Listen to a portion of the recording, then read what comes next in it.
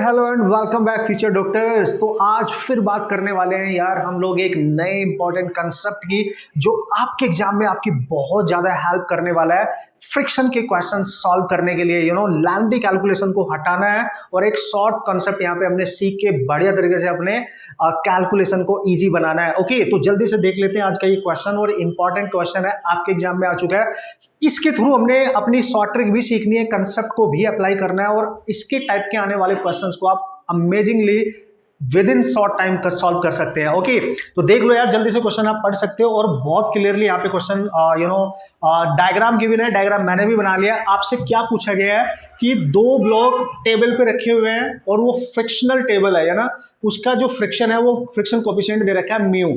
मतलब अगर ये मूव करेंगे तो उस पर फ्रिक्शन एक्ट करेगा।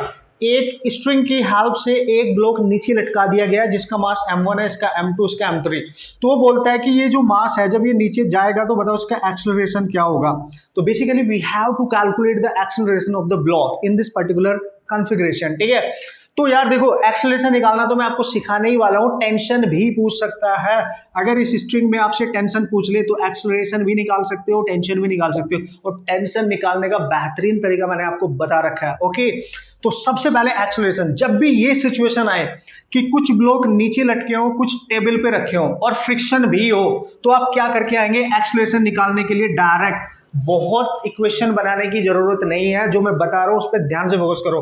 तो यू जस्ट टेक जी, ठीक है, डिवाइड में है ना, डिवाइड में जितने भी मास हैं ब्लॉक्स के सबको ऐड करो, m1 plus m2 plus m3 plus add करते जाओ। अगर 4 होते तो 4, 5 है तो 5, पूरे कॉम्बिनेशन में कितने हैं सबका मास ऐड करो। ठीक है सर, फिर एक ब्रैकेट लगाना है, फिर वो मास लेना है जो लटका हुआ है, यानी मैं h लिखूंगा यहाँ पे, हैंगिंग, यानी मास ऑफ द ब्लॉक जो हैंगिंग पोजीशन पे है वो लेना है। फिर माइनस चूंकि ये रिमेनिंग जो ब्लॉक्स हैं वो टेबल पे रखे हुए हैं किसी सरफेस पे जहाँ पे फ्रिक्शन भी है, तो आप क्या करेंगे, पहला जो भी ब्लॉक होगा उसका लेंगे फ्रिक्शन कोएफिशिएंट। अगर अलग अलग है तो अलग अलग, सेम है तो सेम। यहाँ पे दोनों का ही सेम है, मैं यहाँ अलग अलग लिख रहा हूँ, म्यू1, ठीक है, m1 minus म्यू2 m2 minus म्यू3 m3, और ये सिलसिला ऐसे ही चलता रहेगा अगर और भी ब्लॉक्स होंगे। समझ रहा,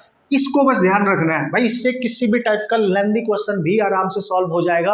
आपको फ्लो डायग्राम के अकॉर्डिंग इक्वेशन बनाने की जरूरत नहीं पड़ेगी। मैंने आपको क्या बोला, ए निकालने के लिए जी इंटू ब्रैकेट में जो मास लटका हुआ है वो लेना है, माइनस पहला ब्लॉक उसका मास उसका फ्रिक्शन, माइनस दूसरे ब्लॉक का मास इंटू उसका फ्रिक्शन, माइनस अगर तीसरा भी होता तो एज शॉन ऐसे ही चलता रहेगा, डिवाइड में टोटल मास। अब देखो इसमें दो ही है, निकालो एक्सेलरेशन डायरेक्ट आएगा, जी इंटू जो लटका हुआ मास है वो कितना है m1, और क्वेश्चन में क्लियर लिखा है कि तीनों मास सेम है, तीनों सेम है, मतलब कुछ m मान लो, ठीक है, तीनों यहाँ पे सेम है। तो यहाँ पे आप लिखोगे ये भी m माइनस म्यू, और दोनों का फ्रिक्शन कोएफिशिएंट भी सेम है, तो इसके लिए जो म्यू1 होगा वो भी म्यू हो जाएगा, उसका मास m ही लेना है।